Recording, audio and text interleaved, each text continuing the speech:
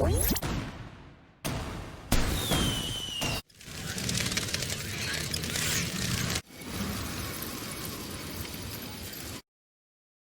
on this edition of Are You Bored, we talk to Johnathon, who is one of the team behind the hit board game Terraforming Mars.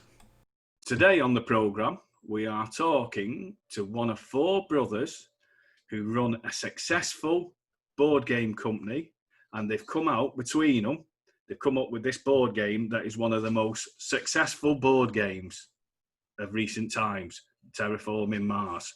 And with Johnathon now. How are you, Johnathon? Hello there. I'm good. A little bit exhausted after a work day here. Yeah. So Terraforming Mars, it's been a massive success, hasn't it? Yeah, beyond our wildest dreams, of course. Yeah, I mean it's been quite spectacular. It's won awards. It's been a bestseller. What else is there left for you to do with the board game industry now? Well, we're driven by the passion to make great games, and we're a family company, as you said. So we're 4 brothers owning the company and 5 brothers working in the company, and we have a lot of game ideas left to develop, and we have a lot of game ideas in the pipeline. And Terraforming Mars was actually our 6th game. No, let's see here. No, 5th game that we published, and it's the first one that grabbed international attention and skyrocketed. That's the thing. People tend to think that you're an overnight sensation. It's like when a pop star, he comes out with a successful single, but he's had 2 albums before that nobody knows about. But the good thing is that then they go back and they find out about. So obviously that could happen with your other board games.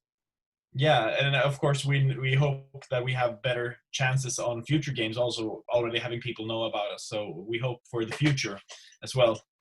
I mean, that must be a rarity, though, that 4 brothers going into a business together, all liking the same thing and being a success. Do you squabble at all? Because we're being brothers.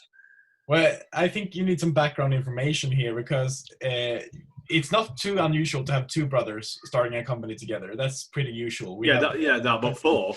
So. Yeah, but on the other hand, we're 10 brothers in the family. So if you're usually 4 brothers in a family and 2 of them starts a company, then having 10 brothers and 4 of them starting a company, maybe that's more usual. Well, there's plenty of you. So if one of you decides to quit, you've got like someone that can substitute. So, when did you first get into board games? Did you always play them as a family? Yes, we did, and I think a lot of this started with my father. He told us that back in the 70s, 60s, and 70s, he started playing some games, some more strategic games, but most of them were only available in the US. So to make them to play them, he had to make his own versions of them. He reminded himself on how they played, and he made his own version at home. And I think that's somewhere when it started to pop up in his mind that he could make his own games. He didn't have to make versions of other games. He could make his own games, and he started making games, and mostly simulation games. He's a physics, maths, and science teacher, so he's really into making simulations. So you're playing, for example, trying to survive the wilderness, and he tries to simulate that in a game.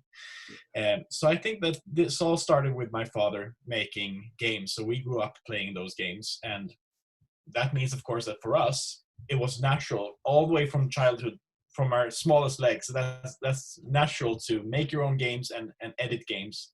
Well, that's it. I think there's a lot of science, isn't there, in the Terraforming Mars game?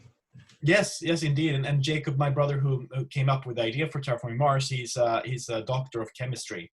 So he has a really robust scientific background. And he's also been a Mars geek, science geek, and space geek all his life. So he had the right prerequisites to make a game like this. And it's a 1 to 5 player game. Yes. Isn't it?